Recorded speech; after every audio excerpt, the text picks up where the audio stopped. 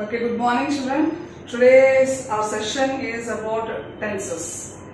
So first of all, why should we discuss about tenses? As it is very important topic to start grammar. And grammar in the sense, without knowing the tenses, even you could not speak.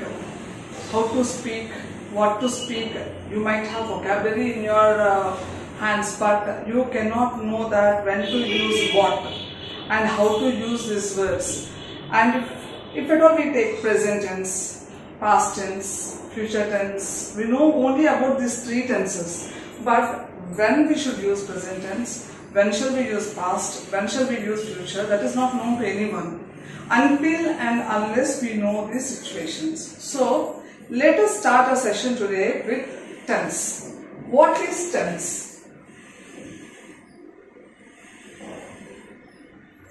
Firstly, to speak about what is tense. Tense is nothing but time. It tells us about time. Purely about time. So that's why we call it as tense. Tense means many people think that it is a topic, it is a subject. It's not that. When to use the words, how to use the words, in which situation to use the words. And here mainly, how many tense do we have? We have three tense. Firstly, present. Second one, past. Third one, future. Okay, we have three tenses now. And how can we segregate the time in these three tenses? Directly can we say that this is present, this is past, this is future? No.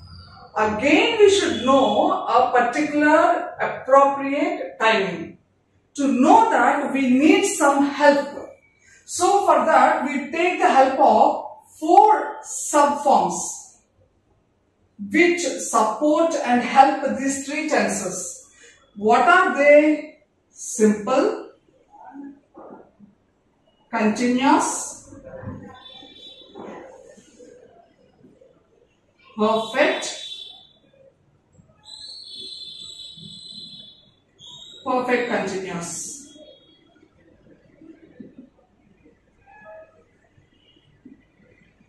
And these four subforms are being used for all these three tenses.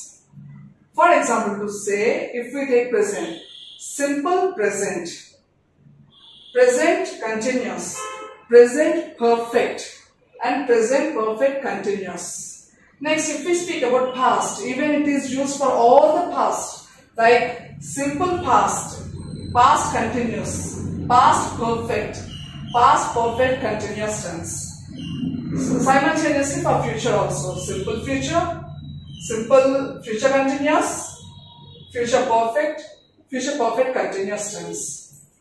And when we use all these four subforms with these tenses, then we can clearly understand the situations when to use a particular time, statement, sentences, this all.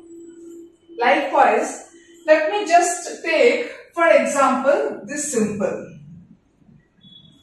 Mainly we have three tenses. But including this 4 with this 3 into 4, total we have 12 tenses. 12.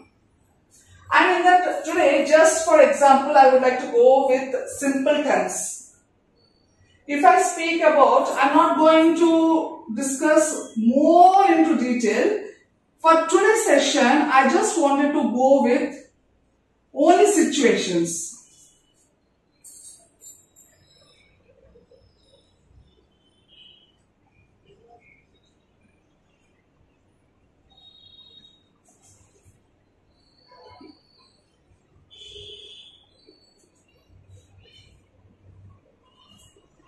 Okay, you might know, many people might have said like subject plus verb plus subject plus V1 plus object, they might have said to you, but Coming to these tenses, let us first of all learn the situations. Coming to simple present tense. When shall we use simple present tense? Do you have any idea? You might be recollecting when I discuss with you. Simple present is used in two main situations. One is for habitual actions, as we say daily routine verbs, and the other situation is for universal facts, which we say like the sun rises in the east, the sun sets in the west. So when we speak about the universal truth, even in that situation also we use simple present tense. It's a situation. If we know the situation, we can use the sentences very easily without any doubt. When do we use simple past tense? I am not concentrating on which verbs are to be used in this. Let us first learn only the situations. When do we use simple past tense? Simple past tense is used to speak about past actions, of course. But when about past actions also we have four ways to use. But simple past in the sense when a point of time, when we speak about a work which was done in a point of time, then we use simple past tense. Like for example, we say yesterday, Monday, day before yesterday, the work which was completed in a particular point of time, then we use simple past tense. Coming to simple future tense. Simple future tense situation also simultaneously the same. Just we plan something.